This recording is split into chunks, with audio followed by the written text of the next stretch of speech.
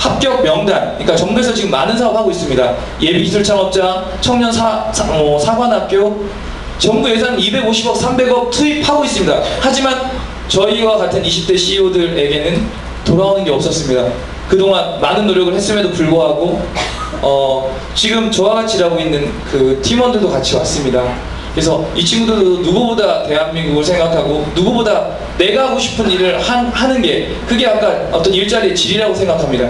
그래서 앞으로도 어떤 그런 저희 어떤 대학생들의 어떤 노력하고 있지 않은 대학생이 아니기 때문에 정부에서 조금만 도와주십시오. 그리고 많이 도와달라는 게 아닙니다. 일어설 수 있게, 그리고 붙잡아 줄 수 있는 그런 실효적인 정책과 저희의 어떤 이런 상황들을 저희 우리 대표님과 어떤 야당, 제1야당이지 않습니까, 민주당이.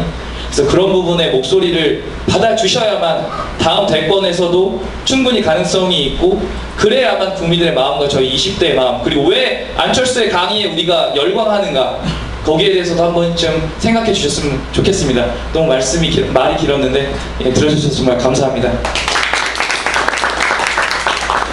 네, 너무 열정적인 말씀이셨고 사실 저도 되게 공감이 많이 되는 얘기였어요. 그러니까 되게 무서웠다는 말씀이 되게 가슴을 쳤는데, 그럼에도 불구하고 계속 지켜간다는 것이 한편으로는 참 대한민국에 희망이 있다는 느낌도 들기도 하는 감사한 말씀이었고요. 좀 다른 여기 앉아 계시는 잠깐만, 지금 정부에서 조금만 도와달라, 일어설 수 있게만 도와달라, 어떤 도움을 요구하는 겁니까? 네,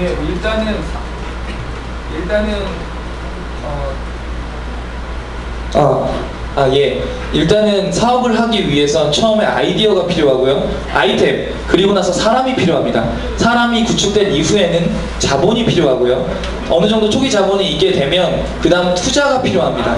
근데 저희는 지금 중소기업과 여러 가지 청년 벤처가 어려움을 겪고 있는 건, 일단 저희가 아이템을 갖고 사람이 모아지면 초기 일어설 수 있는 자본이 필요합니다.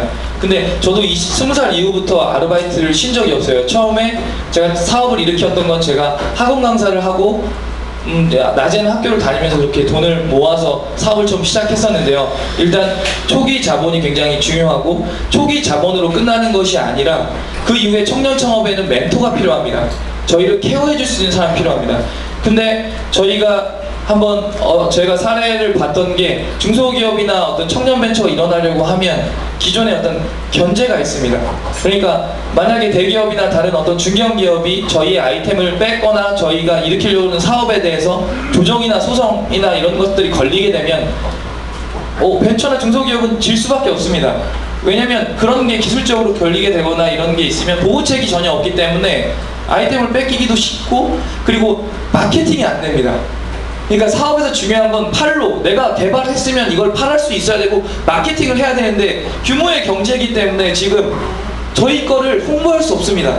그리고 그 누구도 그런 거에 도움을 주지 않고 오히려 뺏으면 뺏었지. 그렇기 때문에 정부에서 정말로 250억, 300억 지금 계속 지원을 늘려가고 있습니다. 근데 제가 합격자 명단을 보면 30, 40대가 대부분이었습니다. 그분이 어떻게 청년 창업입니까? 청년 벤처입니까? 어떻게?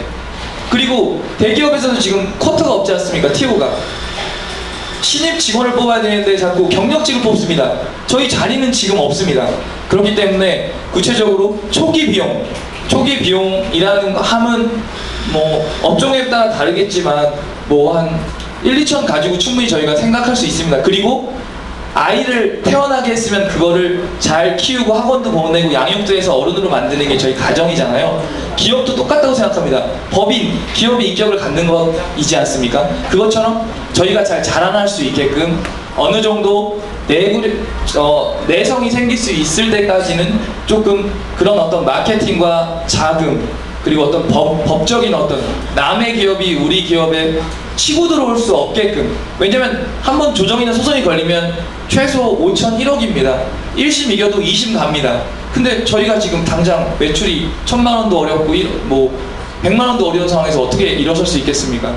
그래서 저희가 정말 진취적이고 꿈꾸는 사람들이 저희 대학생이라는 점, 그리고 더 풍요로운 대한민국과 우리 미래를 생각하기 위해서는 앞으로 청년 창업 이상으로 좀 저희를 생각해 주셨으면 좋겠습니다. 그리고 대학에서도 저희가 대기업에 취직할 수 있는 그런 게 원하는 개인이 적상이 좀 다르니까요. 예, 그런 부분에서 좀 많이 생각해 주셨으면 좋겠습니다. 지금 청년 창업을 할 때 자금 지원을 받을 수 있는 게 현재는 뭐? 예, 지금 청년 창업의 자금 지원을 받을 수 있는 거는 예비기술 육성 사업, 그리고 청년 사관학교, 그리고 기타 여러 가지 어떤 그 보육시설에 어떤 입주할 수 있는 그런 것들, 그리고 멘토링을 해주는 이런 프로그램이 있긴 있습니다. 하지만 보육시설 자체만 입주해서는 가능성이 없습니다. 왜냐면 사무실을 주시는 건 좋은데 그 이후에 자본이 들어가지 않으면 저희가 사업을 일으킬 수 없는 부분이고요. 그리고 청년 창업 사관학교라는 건 청년 창업을 키우겠다는 겁니다. 사관학교식으로 거기에 입주하는 겁니다. 기숙사처럼. 저희가 3팀, 3-4명이 들어가는 겁니다. 거기 약간 이렇게 바리케이트 좀 쳐가지고요. 이렇게 쭉 이렇게 소사무실처럼 있는 건데 그 부분도 굉장히 열악하고, 그리고 선정되는 것 자체가 제조업 중심입니다. 지금. 근데 제조업이라는 건 사실 제2의 물결에서 이미 다 얘기했던 부분이고, 지금은 저희 대한민국은 사실 하드웨어가 뛰어난 나라가 아니지 않습니까? 그래서 제가 생각할 때는 청년들이 지금 관심 있는 부분, 그리고 어플리케이션, 스마트폰 시대가 지금 2000만 대입니다. 그리고 세계와 소통할 수 있는 그런 공간이 열려 있습니다. 더 이상 글로벌이라는 단어 자체가 촌스럽습니다. 그렇기 때문에 그런 어떤 IT 기술을 가지고 있는 그런 저희 사람들 좀 육성할 수 있는 그런 기술적인 멘토도 굉장히 필요합니다. 그리고 그 이후에 해외 마케팅을 할 수 있는, 왜냐면 국내 마케팅도 저희가 들어갈 수 없는데 해외 마케팅은 더더욱 힘듭니다. 저도 어플리케이션을 만들었습니다. 국내에서는 1위를 한 적도 있습니다. 하지만 해외 마케팅에서 실패했기 때문에 어느 정도 성과를 내는 것이 한계가 있습니다. 그래서 지금 1인 창조기업 육성하겠다, 웹 창작터 만들겠다, 이미 만들어져 있습니다. 그리고 창업 선도대학이라고 지금 각 대학에 지정되어 있습니다. 그리고 창조 캠퍼스라는 것을 또 지정했습니다. 하지만 너무나 보여지기식입니다. 왜냐면 시행한 지는 벌써 1-2년이 됐습니다. 하지만 누가 나왔습니까 지금? 그리고 나서 신현성의 티켓몬스터는 이미 외국계 기업의 매각의 계획이 잡혀 있습니다.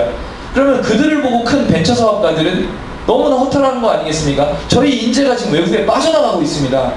저희 기업이 없습니다. 대기업 분명히 변화의 기회를 맞습니다. 지금 승승장구하고 있는 대기업 이상의 대기업, 구글 같은 기업이 대한민국에 나와야 국가를 초월한 국가 경쟁력이 생길 수 있다고 생각을 합니다. 그렇기에 정말 이제는 어떤 고용 창출이라는 부분에 있어서 정부가 더욱더 우리의 마음을 흔들 수 있어야 되지 않나. 그리고 그렇게 보여주기식 행정이 아니라 30, 40대를 뽑는 게 아니라 20대 쿼터를 주시는 게 좋다고 생각합니다.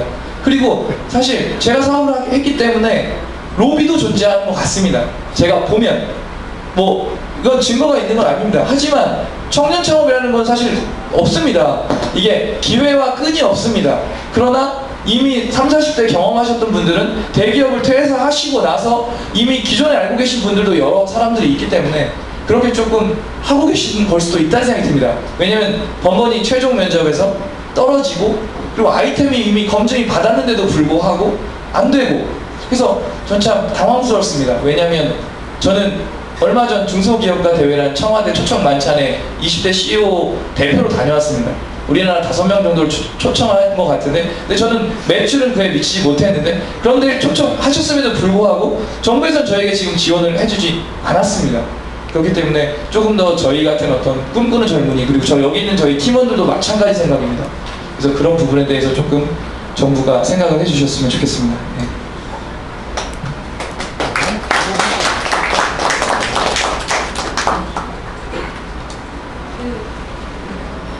네. 사실 정부도 청년 실업이 워낙 쉽게 해결될 수 있는 문제가 아니다 보니까 번번이 내는 정책이 사회적 기업 만드는 거랑 청년 창업 지원하겠다는 얘기를 많이 하고, 청년들 역시도 자기가 하고 싶은 일자리가 워낙 없다 보니까 스스로 창업을 많이 하게 되는데, 방금 얘기하신 사실 이런 구조와 지원의 문제 때문에 많은 사회적 기업이나 청년 벤처 기업들이 많이 사실 너무 안타깝게 소리 소문 없이 사라지는 경우도 많고, 저도 얼마 전에 제가 아는 분이 딱 이렇게 똑같이 사회적 기업까지 가지도 못하고 그 딱 세 칸째 책상 사무실 하나 얻었는데 되게 어려운 가시밭길을 가는 것 같더라고요. 그래서 좀 마음이 많이 아픈데 어쨌든 그 부분에서의 되게 고충을 되게 적나라하게 잘 얘기를 해주신 것 같습니다. 지금 이제 좀 대학생들의 얘기를 듣기도 했고요. 구직자분의 얘기를 들었고, 또 직접 창업을 하신 분의 얘기도 들었는데, 우리 요즘 어쨌든 대학생활 하면서 아르바이트 하는 친구들 참 많잖아요. 뭐 등록금도 비싸고 이래저래 해서 아르바이트를 하시는 분도 있고, 여기 또 제가 아는 알바하는 친구도 한 명 와 있는데, 좀 아르바이트 하시는 분들의 얘기도 좀 들어보면 좋을 것 같아요. 다양한 사례를 접한다는 취지에서. 네, 제가 아는 분을 좀 시킬까 하는데 괜찮죠? 네, 마이크 넘기겠습니다.